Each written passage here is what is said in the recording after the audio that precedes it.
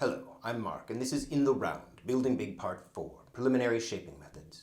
Today I'll be focusing on the specific techniques I use to bring the geometrically simplified structural components of an early-stage sculpture towards their more fully realized mid-stage forms. The objective of this preliminary shaping is to articulate the primary masses of the sculpture and to bring them as close as possible to their final dimensions. In Part 5 of this series, I'll cover the methods I use for sculpting and finishing.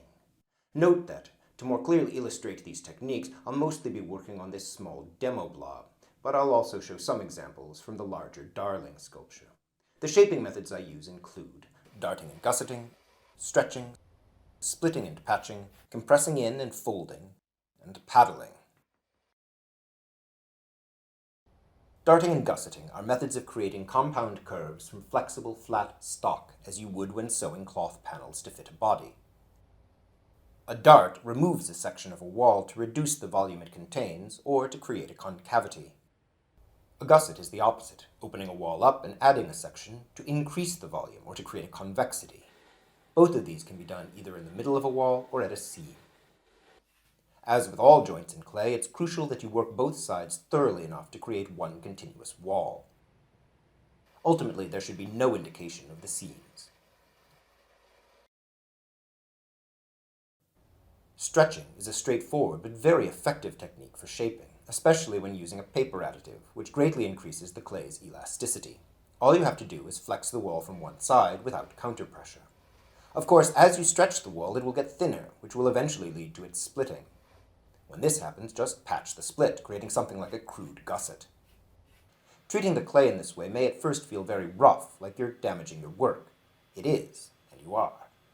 However, I find that stretching, splitting, and patching are the most efficient and effective shaping methods. It is important, however, with these and all shaping methods, that you don't compromise the structural integrity of your sculpture, either by deforming or opening the walls too much, or by adding too much wet clay. I would recommend working in one spot, then stiffening that spot up again with a heat gun before moving on to another spot. Above all, be attentive and use your material knowledge to correct any structural problems before they get out of control. It is also possible to compress a wall in to reduce the volume it contains. If you're working on the wheel, this would be called collaring. This is a little bit harder to do than stretching, but can be used to make small adjustments. If you compress the wall in too much, it will fold. If this happens, you can work the fold into the wall, cutting, tearing, or scraping off any excess clay. This is like a crude version of a dart. Paddling is a concussive shaping method suitable for leather to hard clay. You can use paddling to compress a wall in, or to stretch it out from the inside. It's best to use a hard, fairly heavy tool, like a rounded piece of 2x4. Here I'm just using a long wear board. There are also custom-made paddles you can buy. For small work, you can use a wooden spoon.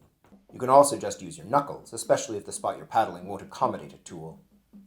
Just as constructing, shaping, and sculpting are not discrete stages, but will overlap as you work your way up the sculpture, these techniques are not strictly categorical.